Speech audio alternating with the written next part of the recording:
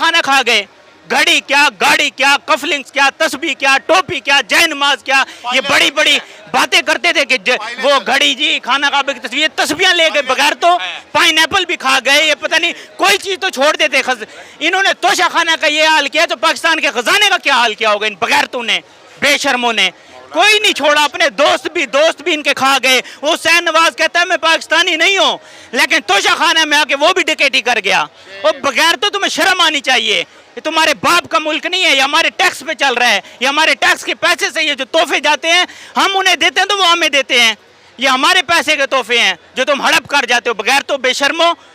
ये 16 करोड़ 22 करोड़ आवाम को तुमने बेवकूफ़ समझा हुआ है। ये लोग अब आपसे बदला लेंगे, अब आवाम में शऊर आ चुका है। मैं कहता हूं कि अगर कोई हमारे सिर्फ 100 रुपए भी चुरा ले, हम उसका जीना आराम कर देते। और इन लोगों ने पूरा खजाना खा गए, ये हमारे ही पैसे थे, अरबों रुपए खा गए।